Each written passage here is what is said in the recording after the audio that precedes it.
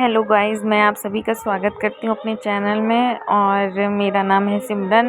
और मेरी शादी हो चुकी है, मेरी एक बेटी है। और शादी के बाद मैंने अपनी पढ़ाई को कंटिन्यू रखने के लिए जी जान लगा दिया, क्योंकि थोड़ा सा भी अगर हम लोग 10 दिन 15 दिन भी नहीं पढ़ते हैं तो उसके बाद लगता है कि अरे सब भूल गए।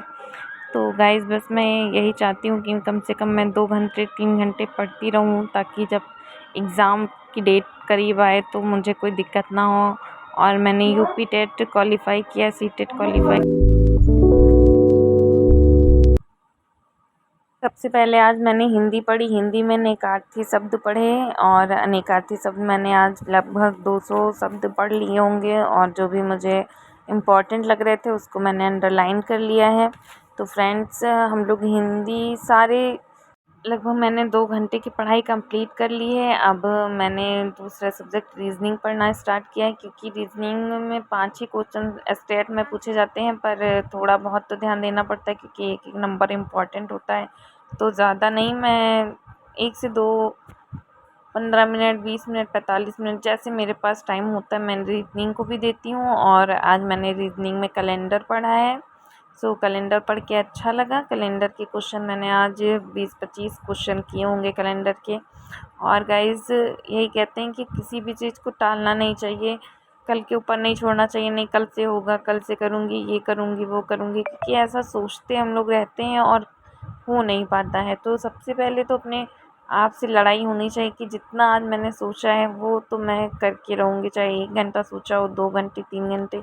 जितनी भी स्टडी हम लोगों ने अपने मन में सोची होती है टारगेट, और जब हम लोग वो कंप्लीट कर लेते हैं तो अंदर से जो खुशी होती है उसकी बात ही अलग होती है कि हाँ चलो, आज मैंने इतना टारगेट अपना कंप्लीट कर लिया। सो गाइस, प्लीज़ अपनी स्टडी को 2 से 3 घंटे ज़रूर दें। आफ्टर मैरिज बहुत दिक्कतें होती हैं, पर दिक्कतों का सामना तो करना ही पड़ेगा, क्योंकि कंपटीशन सबसे होगा। और जो अनमैरिड हैं, जो वो तो उनके पास तो बहुत सारा टाइम होता है। हम लोगों के पास तो इतना टाइम नहीं होता है। खाना बनाना, बर्तन धुलना, कपड़े धुलना, सब कुछ बहुत सारे काम होते हैं।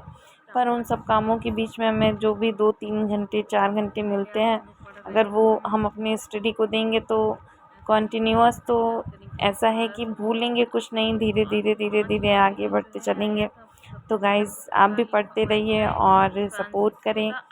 और मैंने भी आज रीजनिंग कंप्लीट करी है थोड़ी सी। और उसके बाद अल्बुकर्क ने 510 ईस्वी में बीजापुर के यूसुफ आदिल शाह से गोवा को जीता था। तो ये इसका हाँ अंदाजा फ्रेंड, लगा उसके सकते बाद हैं कि मैंने कितने हिस्ट्री टाइम में कंप्लीट की। तो हिस्ट्री में सबसे ज़्यादा क्वेश्चन जो आप पूछे जाते हैं वो मॉडर्न हिस्ट्री से पूछे जाते हैं। तो मॉडर्न हिस्ट्री मैंने लूसेंट से पढ़ना स्टार्ट किया है। तो कल मैंने 4 से 5 पन्ने पढ़ लिए थे लूसेंट के।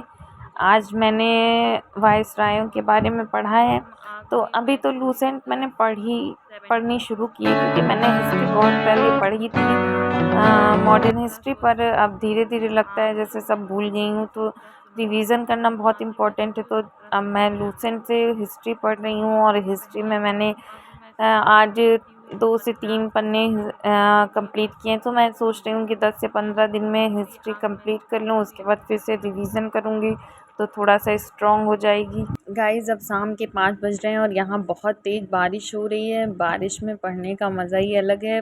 मन ही नहीं करता, मन करता है सो जाएं, पर फिर कैसे समझा के अपने आप को मैंने कहा नहीं, हमको पढ़ना है। अभी एक सब्जेक्ट मेरा रह गया था, तो अब मैं पढ़ रही हूँ सीडीपी। सीडीपी मैंने टेट में अच्छी तरह से पढ़ा था, लेकिन जब ज़्यादा गैप हो जाता तो लगता है सब कुछ भूल गए। तो मैंने सबसे पहले तो जो टेट में नोट्स बनाए थे मैंने उसको रिवीज़न किया है, और वही रिवीज़न करेंगे। 1 से 2 दिन उसी को रिवीज़न करने में लग जाएगा। उसके बाद मैंने सोचा है कि मैं यूट्यूब से हिमांशी मैम से पढ़ूँगी। और क्योंकि जो है सीडीपी बहुत इम्पॉर्टेंट है। सीडीपी 20 नंबर 25 नंबर की सीडीपी पूछी जाती है। तो सीडीपी को अच्छे से कवर करना बहुत इम्पॉर्टेंट है। और कहते हैं ना कि रिवीज़न करते रहना चाहिए। रिवीज़न करने से बहुत बेनिफिट होता है। पढ़ाई में सबसे ज़्यादा तो इम्पोर्टेंट रिवीज़न ही होता है। लेकिन जैसे जैसे हम शादी हो जाती है उसके बाद घर बच्चे फैमिली सब में इतना उलझ जाते हैं कि हम लोगों को किसी भी चीज़ का बिल्कुल टाइम ही नहीं लगता है। मन करता है अरे बस काम से थक जाओ, बस सो जाएं। लेकिन फिर